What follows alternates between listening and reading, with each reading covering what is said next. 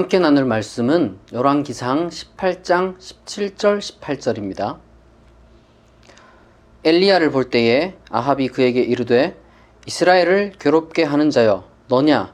그가 대답하되 내가 이스라엘을 괴롭게 한 것이 아니라 당신과 당신의 아버지의 집이 괴롭게 하였으니 이는 여호와의 명령을 버렸고 당신이 바알들을 따랐음이라.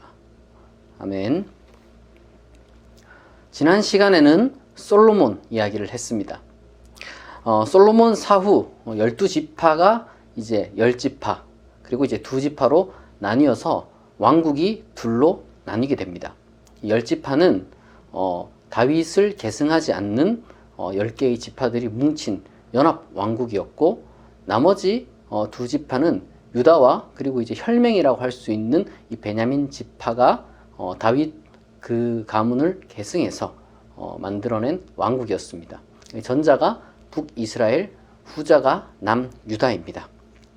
이 솔로몬 이후에 이 열왕기 내용, 특별히 이제 열왕기상 12장부터 이후 이제 열왕기하 끝까지는 바로 이 두 왕국의 역사를 번갈아 가면서 서술을 합니다.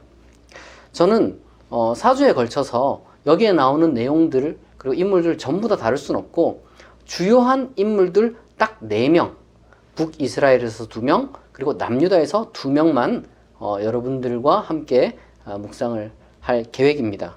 우선 북이스라엘에서는 왕은 아니고 이제 예언자 2명, 엘리야와 엘리사, 그리고 남유다에서는 히스기야와 요시야 이 2 왕을 제가 여러분들과 나누고자 합니다. 왜냐하면 이 열왕기 전체에서 그리고자 하는 이 모범적인 인물이 북이스라엘에서는 왕은 한 명도 없고 이제 바로 이 엘리야 엘리사가 굉장히 주요한 인물로 나오고 그리고 남유다 같은 경우는 나름의 뭐 선한 부분도 있겠지만 어쨌거나 중요한 모범적인 왕으로 거론되는 것이 바로 이 히스기야와 요시야이기 때문입니다. 오늘은 그 중에서 엘리야를 다루어 보도록 하겠습니다. 그런데 그에 앞서서 조금만 더 이 배경 설명을 하겠습니다. 그러면은 여러분들이 앞으로 4주간 설교를 들을 때 그리고 이제 성경을 특별히 열왕기 이 분열 왕국 시대를 읽을 때 많은 도움이 될 거라고 생각을 합니다. 이 북이스라엘은 당연히 야훼를 섬겼죠. 남유다도 마찬가지고. 그러나 이 북이스라엘의 초대 왕 여로보암은 베델과 다네, 그러니까 국경에서 이제 최북단과 최남단 각각에 이제 성소를 짓고 야훼 신상인 금송아지를 만듭니다. 그리고 레위인이 아니라 다른 사람들을 이제 적당히 뽑아서 이제 제사장으로 세웁니다. 그 이유는 예루살렘도 없고 그리고 뭐 레위인도 아마도 그 예루살렘을 보유하고 있는 그 남유다에 다 남아 있었기 때문에 뭐 어쩔 수 없이 그랬던 것 같아요. 그래서 이 야훼가 이 여로보암 때문에 다시금 형상을 갖고, 왜냐하면 이제 성전이 없으니까 무언가 여기가 성소다라고 하면 이제 형상을 보여줘야 될 거 아니에요. 그러니까 지난번에 말씀드렸던 것처럼 야훼는 아마 이제 금송아지 형상으로 많은 민중들 가운데 이렇게 좀 쉽게 다가왔을 겁니다. 그렇게 이제 야훼가 조금 더 형상을 본격적으로 갖춘 존재로 인식이 되고, 그리고 이제 성소가 2군데나 있으니까 굉장히 이제 뭐랄까 단순히 2군데만 있는 게 아니라 중간중간에 또 여러 뭐 이제 많은 것들이 세워지겠죠. 그런 식으로 야훼가 지역적으로 다르게 중앙 집권하에 비해서는 훨씬 더 다르게 이제 발전하게 됩니다. 그러니까 야훼라는 이름을 가지고 있는데 지역마다 각기 다른 야훼 신앙이 생겨나게 되는 거예요. 그리고 이제 제사장이 이제 뭐랄까 레위인이 돼야 되는데 그런 규정도 하나도 지키지 않고 정말로 그야말로 규율 없는 그리고 이제 규례 없는 그러한 예식, 그러다 보니까 당연히 이제 율법으로부터 굉장히 멀어지게 되는 그러한 그냥 껍데기 종교만 남게 되는 거죠. 교리나 교훈이 하나도 없고 이제 그냥 의식만 남는 겁니다. 그것도 뭔가 이제 규례를 어떻게 이제 전통적으로 이어온 것이 아니라 조금 아무래도 자의적인 그런 것들이 많았을 거예요.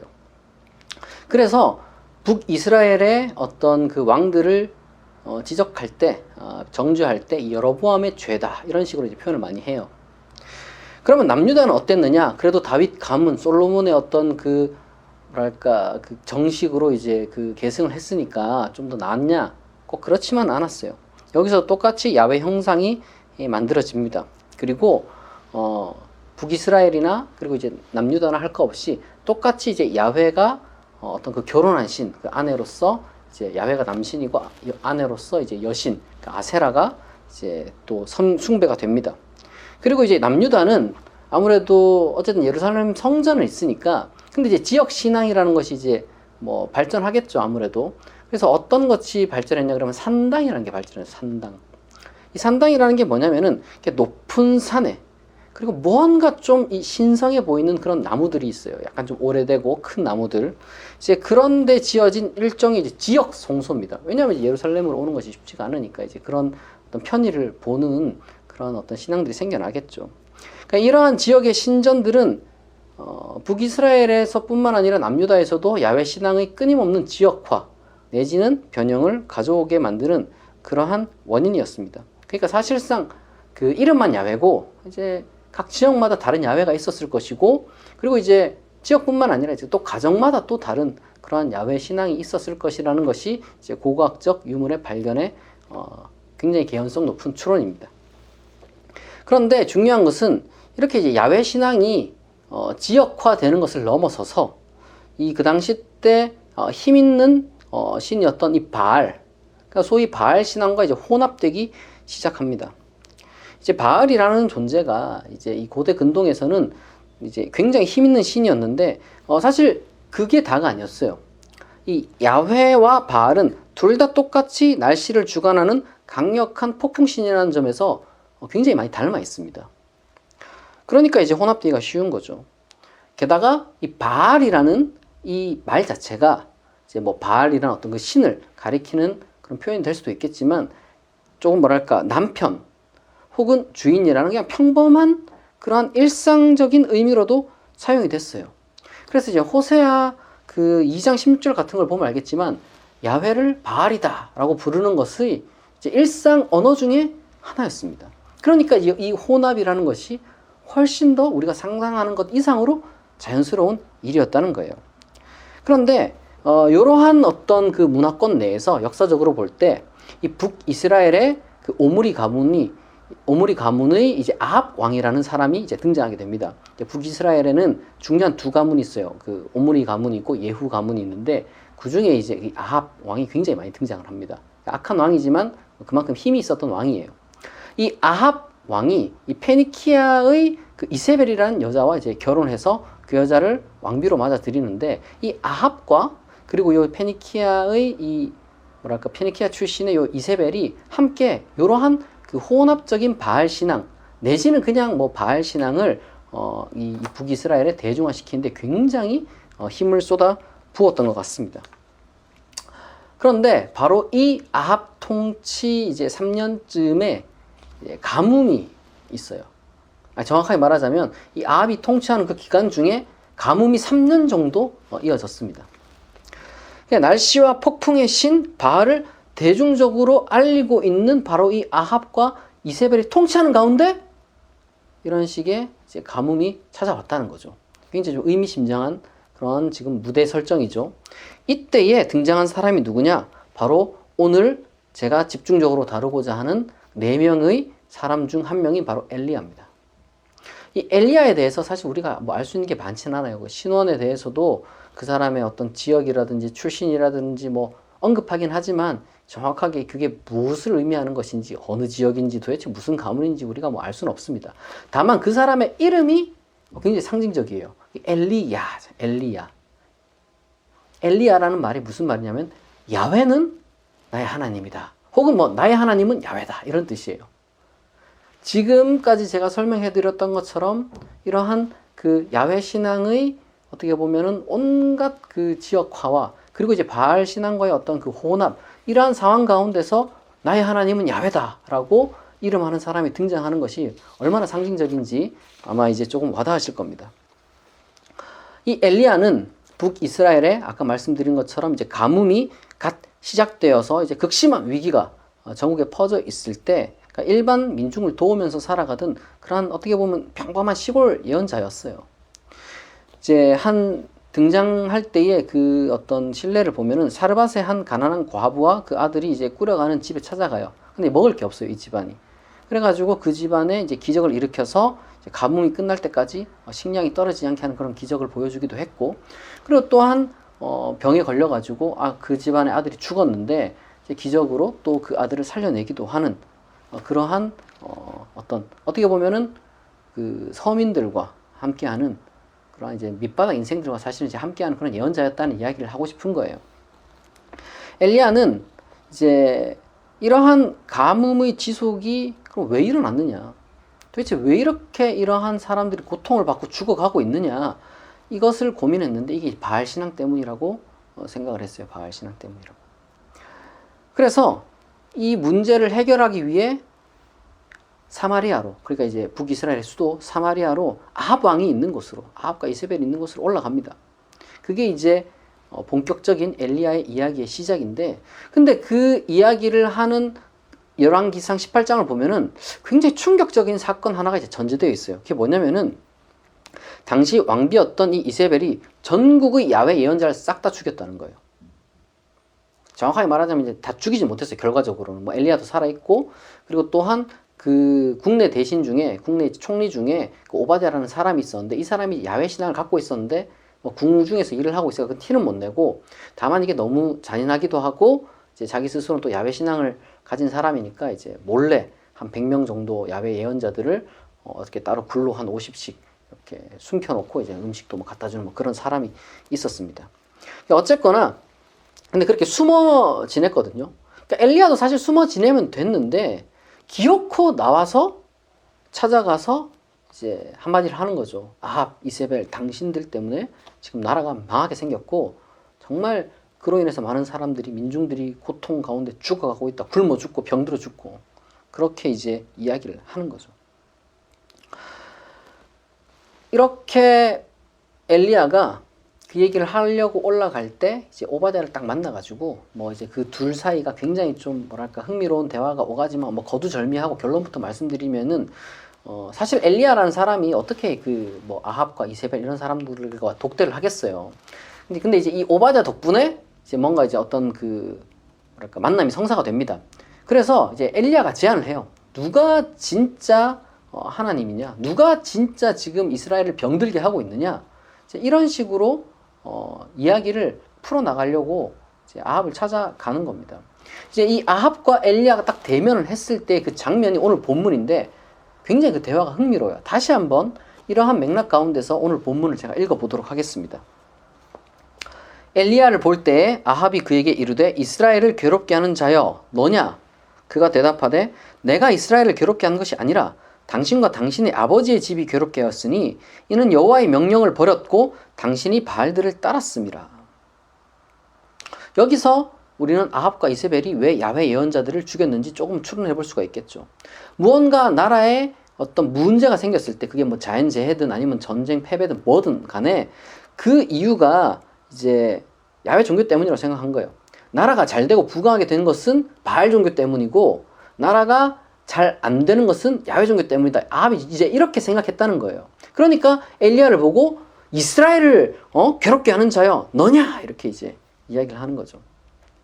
우리가 이제 아합이라는 인물은 실제로 역사적으로 실존했던 인물이고 그에 대한 기록들을 우리가 이제 성경에서 어느 정도 추론해 볼 수가 있는데 그의 정치적 성과를 종교적으로 평가하는 게 아니라 이제 객관적으로 그냥 한번 살펴보면 이렇습니다. 그 아합이라는 이 왕은 이제 이세벨을 왕비로 들였잖아요. 그러니까 이제 다르게 말하자면 페니키아와의 어떤 그 굉장히 성공적인 외교를 통해서 이 나라를 좀 부강하게 만든 그러한 사람이었어요. 그리고 또한 이제 늘 이 북이스라엘이 이제 티격태격하던 그 뭐 여러 부족 국가들이 있었을 텐데 그 중에 하나 좀 골치 아픈 사람들이 바로 이제 다마스커스 내지는 이제 아람 왕이었어요. 이제 그 국가와 이제 주요한 전쟁을 벌일 때마다 이 아합이 계속 승리를 했습니다. 그러니까 무역도 잘하고 전쟁도 잘하는 왕이었던 거죠. 그런데 엘리야의 뭐 나중 행적을 좀 성경을 통해서 보면 이제 알겠지만 이 북이스라엘의 주요 대적이었던 이 아람 내지는 이 다마스커스의 그 예언자가 됩니다. 엘리야가. 그 지역으로 가가지고 거기서 정치 지도자를 막 세워줘요. 물론 그러한 것이 어떤 그 매국을 한다 이런 건 아니었어요. 왜냐하면 이제 북이스라엘에 이제 또 다른 왕을 또 이제 엘리야가 이제 세우기 때문에 엘리야 같은 사람 입장에서는 사실 민족주의적인 어떤 사고를 뛰어넘는 행동을 하는 그런 사람이었던 거죠. 이제 중요한 것은 아합 같은 사람이 봤을 때 이러한 야훼 예언자들의 그러한 어떤 사고 방식이라든지 행동이라든지 이런 거를 보면은 외교나 전쟁 이런 거에 대해서 굉장히 좀 극단적인 성향을 보였다는 거예요. 그러니까 야훼 신앙이냐 아니냐 사실 이게 전부였던 거예요. 이제 아람과의 전쟁에서도 이 왕을 어느 정도 이제 용서해주는 그러한 어떤 그 스탠스를 이제 아합이 취하자 그걸 가지고 막 야훼 예언자가 막 저주하고 막 욕하고 막 그러거든요. 그러니까 이제 굉장히 이제 맹목적이고 저돌적이고 이제 너무 이제 극단적이니까 이제 도움이 안 됐던 거죠. 물론 그 외에도 다른 이유가 있습니다. 거기에 대해서는 제가 조금 이따 다시 말씀드리겠습니다만은 어쨌거나 정치적인 왕궁 종교 내지는 이제 또 그 사람들 왕궁 예언자로서는 야훼 종교라든지 야훼 신앙은 어쨌든 실격이었다라고 이제 판단을 했던 것 같아요. 그렇게 야훼 신앙이 이제 국가에 도움이 되지 않는구나. 그러니까 해석을 어떻게 하냐? 자연재해가 일어나도 그 야훼 신앙 때문이다. 뭐 이런 식으로 이제 해석을 하게 되는 거죠. 그러나 엘리야 입장에서는 정반대인 거예요. 이 바알 종교를 들어왔기 때문에 지금 나라가 망해가고 있다. 이렇게 판단했던 겁니다. 그런데 앞서 말씀드렸던 것처럼 대다수 민중은요, 바알이나 야훼나 별로 뭐 차이를 못 느꼈어요. 그러니까 엘리야는 어떤 조치를 취하느냐, 목숨을 걸고 나가서 얘기하는 겁니다. 바알과 야훼는 다르다. 그리고 누가 진짜 신인지 한번 가려보자. 이렇게 도전을 했던 겁니다. 이렇게 이제 대결을 요청하니까 아합이 또 그걸 받아들여요. 아마 이제 좋은 퍼포먼스라고 생각을 했겠죠. 지금 이렇게 가뭄이 있을 때 무언가 이제 어떤 민중을 달랠 만한 하나의 어떤 그 퍼포먼스라고 생각을 했을 겁니다. 그리고 어차피 하나 남은 이제 야훼 예언자 뭐 그냥 죽이기보다는 뭐 상징적으로 죽이는 게 더 낫겠다 이렇게 생각할 수도 있을 것 같아요. 그래서 이 갈멜살이라는 곳에서 바알 선지자 450명과 그리고 이제 그 여신 뭐 때로는 야훼의 아내로, 그리고 때로는 바알의 아내로 이제 여겨지는 그 아세라 그 예언자, 아세라 여신의 예언자 400명, 그러니까 850명과 이제 야훼 예언자는 이제 엘리야 1명, 요렇게 이제 850대 1로 갈멜산에서 대결을 벌입니다. 뭐 유명한 일이죠. 뭐 방식은 간단했어요. 대결 방식이 재물만 각각 갖다 놓고 신께 요청해서 이제 하늘에서 불이 내려오게 하는 측이 진짜 신이다 이거였어요. 바알과 아세라 예언자들은 뭐 아침부터 낮까지 계속 뭐 소리치고 심지어 뭐 자해까지도 하면서 신을 부르지만 뭐 아무 일이 일어나지 않았습니다. 그래서 뭐 거기에 대해서 엘리야가 막 조롱도 하고 그래요. 그에 비해 이제 엘리야가 이제 자기 차례다 하면서 이제 도랑에 뭐 물도 붓고 이렇게 하면서 완전 그 축축하게 이렇게 만든 다음에 하늘에 짧게 기도를 합니다. 그러자 갑자기 하늘에서 불이 내려와서 그 재물과 단에 이제 물을 이렇게 이제 축축하게 젖혔음에도 불구하고 한꺼번에 그게 완전 그냥 불이 엄청나게 타올라가지고 그 재물이 다 타버리는 그런 기적이 일어납니다.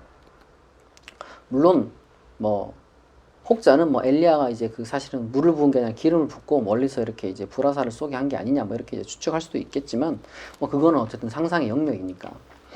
이 대결에서 근데 중요한 것은 뭐 그런 게 아니라 이게 엘리야가 보여주고자 했던 거예요. 그게 뭐냐? 참된 신은 바알이 아니라 야훼다. 좀 더 정확하게 말하자면 우리가 믿고 섬겨야 할 신의 이름은 바알이 아니라 야훼다. 이걸 가르쳐 준 거예요. 그리고 이 야훼는 누구냐?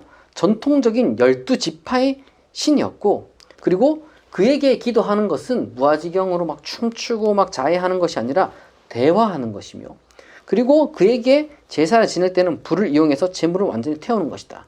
이러한 것임을 엘리야가 보여준 거예요. 그러니까 인격적이면서도 레위기 율법을 따르는 그러한 어떤 소위 말해서 전통적인 야훼 신앙의 회복을 신의 이름이라든지 신의 인격이라든지 그리고 이제 신께 예를 올리는 법이라든지 이런 것들을 이제 엘리야가 보여준 것이죠. 마침내 어쨌거나 엘리야는 이 기적을 통해 구경 왔던 민중의 마음들을 단번에 사로잡았고, 그리고 사람들을 충동해서 바알과 아세라 예언자들을 모두 처형시켰습니다. 마치 야훼 예언자들이 처형당한 것에 대한 뭐 복수처럼. 그리고 놀랍게도 이제 3년 이상 지속되었던 가뭄이 그치고 이제 비가 내리는 기적이 일어났습니다. 그럼 이 다음 어떻게 됐느냐? 아합과 뭐 이세벨이 회개를 하고 그랬느냐? 그렇지 않은 거예요. 아합은 엘리야에게서든 아니면 야훼에게서든 별로 감동을 받은 것 같지도 않고, 그리고 이제 또 이 소식을 아마 뭐 아합을 통해서 아니면 신하를 통해서 들었던 이제 듣게 된 그 왕비 이세벨 같은 경우는 화가 엄청 나가지고 아주 그냥 군대를 동원해서 엘리야를 그냥 싸그리 그냥 죽여버리려고 했어요. 그 당시 때, 이제 엘리야가 도망가는데 사람들이 의아하게 생각하는데 사실 의아한 일이 아닙니다. 왜냐하면 이제 흥분한 민중들이 이제 비무장 사기꾼 예언자들을 죽이는 것과 정말 냉정하게 이제 훈련받은 군사들이 무기를 들고 죽이러 오는 것은 전혀 달랐어요. 그러니까 이제 당연히 민중들이 엘리야를 보호해줄 의무도 없으니까 다 도망갔을 것이고, 엘리야는 자기 편이 없으니 도망가는 게 당연한 거죠. 게다가 엘리야가 처음에는 이제 죽음을 각오하고 거기 가긴 했는데 승리를 맛봤잖아요. 근데 승리를 맛봤는데 상황이 반전되긴커녕 자기가 죽게 되자 이게 혼란이 찾아올 수밖에 없는 거죠. 충격과 혼란에 빠지는 게 너무 당연한 거예요. 그래서 엘리야는 북이스라엘에는 아주 그냥 전체 어디 숨을 데가 없기 때문에 아예 그냥 국경을 건너가지고 남유다에 숨어 지냅니다. 그렇게 숨어 지내는 과정 중에 엘리야가 이제 하나님의 음성을 듣는다는 내용이 나와요. 하나님이 엘리야에게 그 들려주신 음성의 내용을 보면은 너는 새로운 이제 정치적 지도자를 세워라. 그리고 야훼 신앙을 교육할 학교를 세워라. 이런 음성을 듣습니다. 그리고 이제 그 계시 내지는 음성 중에 굉장히 유명한 구절이 바로 열왕기상 19장 18절인데요. 제가 읽어드리겠습니다. 내가 이스라엘 가운데 7,000명을 남기리니 다 바알에게 무릎 꿇지 아니하고 다 바알에게 입맞추지 아니한 자니라. 이게 히브리어 원문으로 보면은 조금 이제 뭐 할 수가 있는데 7,000명을 남기리니라는 말은 내가 남겨놓았다라는 말이라기보다는 미래적 의지로 내가 남겨놓을 것이다. 뭐 이런 의미로 이제 보는 게 좀 더 적절합니다. 그러니까 엘리야가 어떤 사람을 세우면 구체적으로 이제 뭐 엘리사라는 이름까지 나오긴 합니다만 어쨌거나 이제 엘리야가 사람을 세우면 그 세운 사람이 예언자 학교를 만들 것이고 그를 통해서 바알 신앙이 아니라 야훼 신앙을 가진 예언자들이 그만큼 많아져서 정말 이 이스라엘 민족이 회복될 것이다 라고 그러한 어떤 그 일종의 행동을 명령하는 신탁을 엘리야가 이제 들은게 된 거죠. 그리고 나서 이 열왕기 이야기가 계속해서 진행이 되는데 약간 좀 이게 성경을 쭉 읽으면 갑자기 왜 이런 이야기가 나오지 하면서 좀 고개가 갸우뚱하게 될 겁니다. 이제 이후에 이제 등장하는 사건이 두 개인데 하나는 아합 왕이 이제 아람 왕과 이제 대결하는 그런 사건이고 그다음에 이제 나봇의 포도원 이야기가 나와요. 이제 전쟁은 뭐냐면은 아람과의 전쟁은 뭐냐면은 이제 아합이 이 아람과 전쟁을 두 번 벌이게 되는데 두 번 다 야훼 이름으로 승리를 하게 됩니다. 여기는 근데 보면은 바알 신앙에 대한 언급도 없고 이세벨도 등장을 하진 않아요. 이게 아마 아합의 과거 이야기일 확률이 굉장히 높습니다. 아합이 야훼의 이름으로, 그러니까 아직 이제 물들기 전이죠. 이제 야훼의 이름으로 아람과의 전쟁에서 이제 승리를 했는데 이제 그 적의 수장이었던 아람 왕 벤하닷을 이제 안 죽였어요. 원래 이제 야훼의 이름으로 완전히 이제 멸절시켜야 되는데 그렇게 안 했어요. 그렇게 안 하니까 어떤 한 야훼 예언자가 왜 당신 야훼의 명령에 그렇게 이제 철저하게 따르지 않느냐 이렇게 이제 막 책망을 듣습니다. 그러니까 이때부터 이제 아합이 좀 야훼 그 종교가 마음에 안 들었을 거예요. 왜냐하면 이제 자기는 전쟁에서 승리했는데 축복을 받긴커녕 저주 비슷한 이야기를 책망을 들었으니까. 그리고 이제 그 뒤에 이어서 이제 나봇의 포도원 이야기가 나옵니다. 나봇의 포도원 이야기는 이제 그 사마리아 그 수도에 이 나봇이라는 사람이 굉장히 좋은 포도원을 가지고 있었어요. 그러니까 아합이 자기에게 팔아라 이렇게 이야기를 했는데 이게 레위 율법에 따라서 그러니까 야훼 종교의 규례에 따라서 조상에게 물려받은 것을 그렇게 이제 내가 팔 수는 없습니다. 돈이 문제가 아니라 그 이제 종교의 규율입니다. 이렇게 이야기를 했던 거예요. 그래서 이제 그거를 보니까 이거를 정말 갖고 싶은데 근데 야훼 종교의 율법이라고 한 이걸 어기면 저주받을 것 같고 그렇게 끙끙 앓고 있으니까 이제 이세벨이 봤을 때는 뭐 한심한 거죠. 뭐 그런 종교 규율에 얽매여 가지고 그렇게 끙끙 앓느냐. 근데 이제 이걸 명분 어기면은 뭐 문제가 생길 수 있잖아요. 그래서 폭력배들을 동원해 가지고 이제 누명을 씌웁니다. 나봇이라는 이 사람이 이제 왕도 모독하고 야훼도 모독했다 하면서 그리고 이제 그 나봇을 이렇게 죽여버리죠. 그렇게 해서 그 포도원을 이제 빼앗았다. 뭐 이런 내용이 이제 이어집니다. 당연히 이것은 이제 욕먹을 일이잖아요. 근데 이제 이거를 누가 욕합니까? 왕과 왕비가 한 일인데 다 알고도 욕을 못하죠.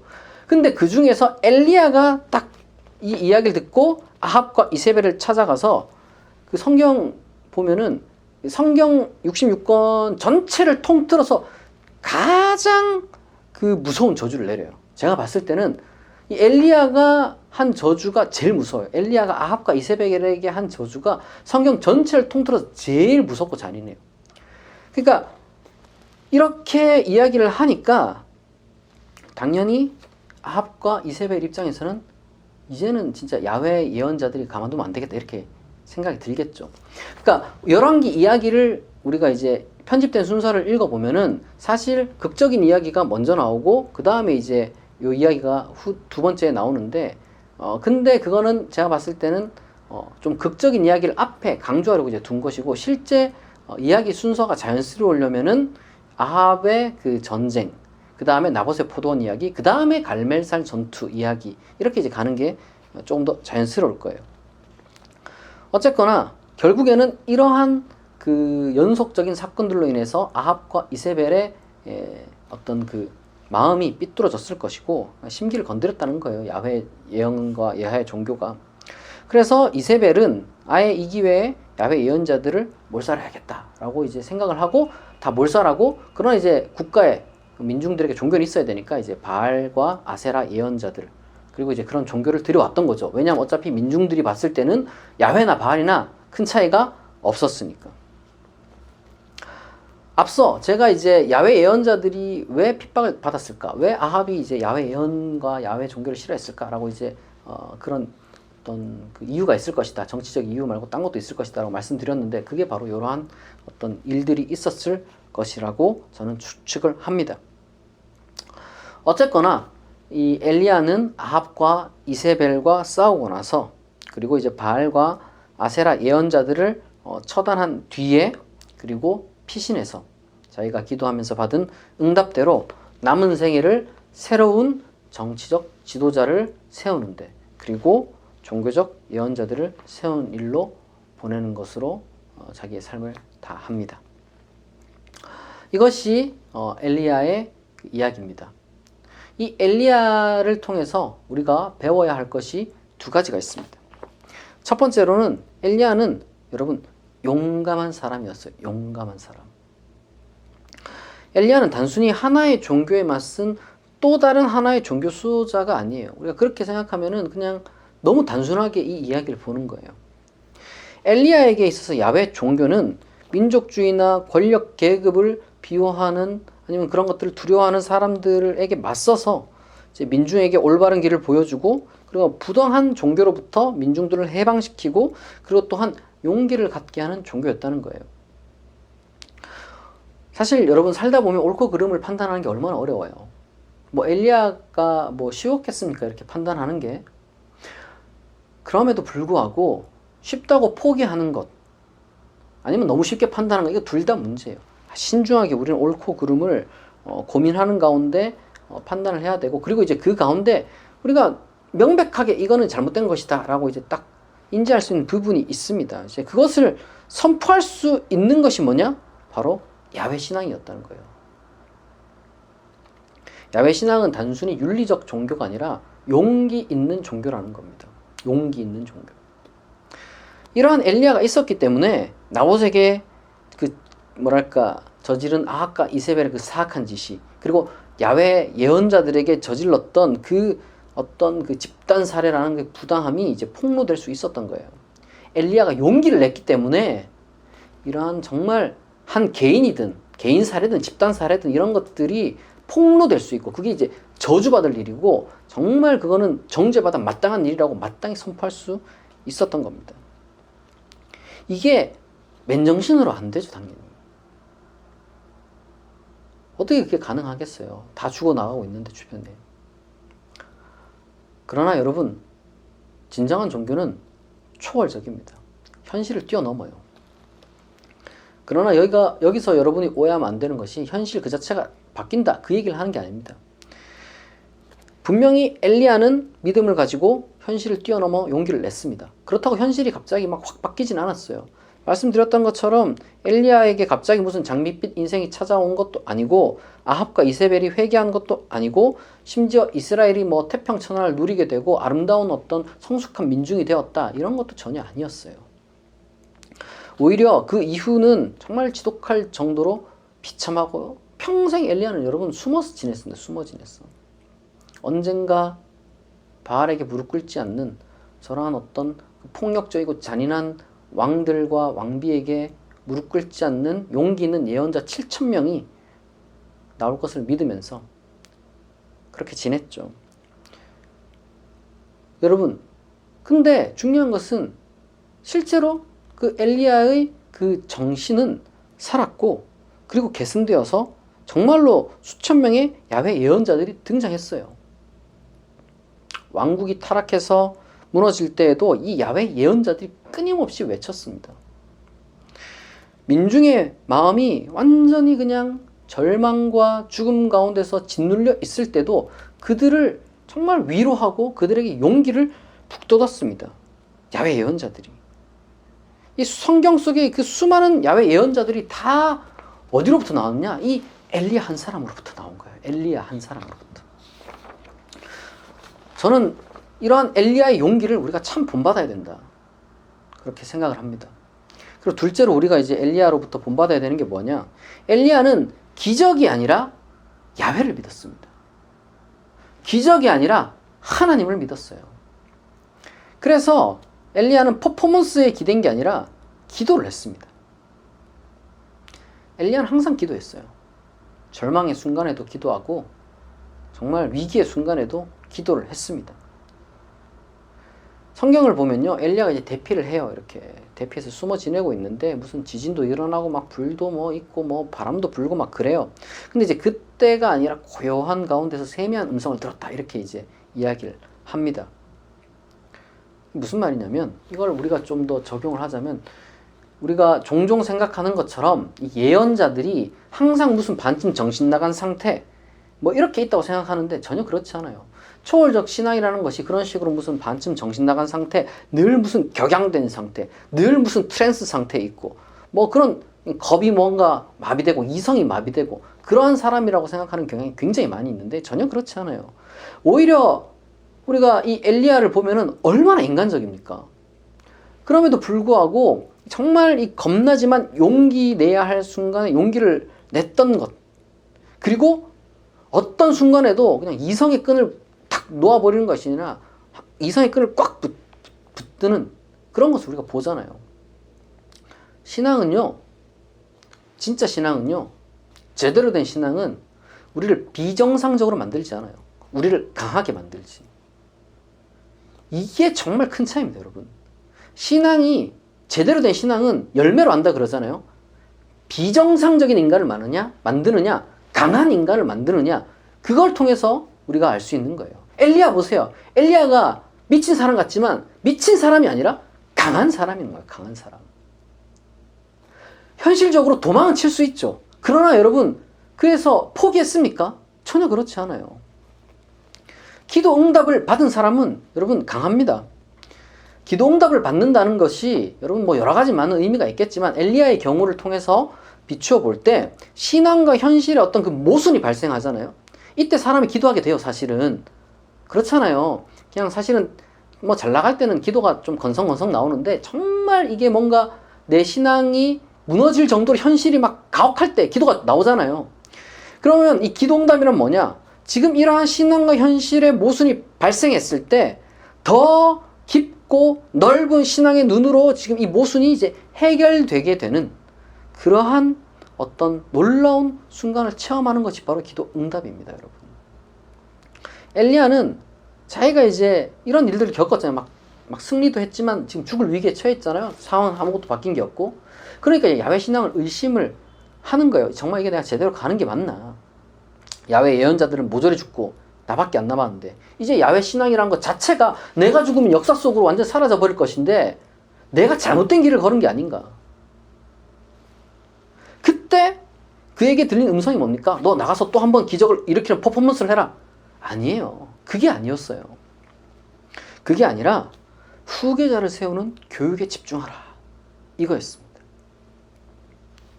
엘리야에게 이게 여러분 단순 결심이 아니라 하나님의 음성으로 들린 이유가 뭐냐면은 엘리야는 이것을 믿음 가운데서 하나님의 약속으로 확신했기 때문에 그래요. 당신 내가 이렇게 해야지. 이게 아니라 하나님이 이루시겠지. 이게 기도 응답입니다. 기적에만 의존하는 것이 아니라 윤리적이고 초월적인 하나님을 신뢰하되 현실을 냉철하게 파악하며 그럼에도 불구하고 선한 목적을 관철하는 가운데 바로 그 냉철하게 파악된 현실을 돌파하는 것, 돌파하겠다고 마음을 먹는 것, 이거는 오로지 기도한 사람만이 경험할 수 있습니다. 기도하지 않으면 그렇게 할 수가 없어요.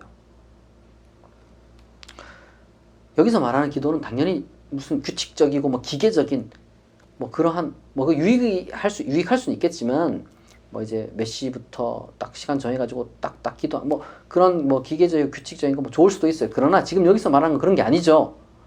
그런 게 전혀 아니죠. 사실 그렇기 때문에 사실 이러한 기도 응답은 뭐 흔한 일이 아니에요. 이런 기도가 흔한 것도 아니고 이러한 응답이 또 흔한 일도 아닙니다. 엘리야 같은 경우도 이게 일생 중에 뭐 몇 번 못 겪었고 이거는 정말 그냥 한 번 딱 겪은 거잖아요.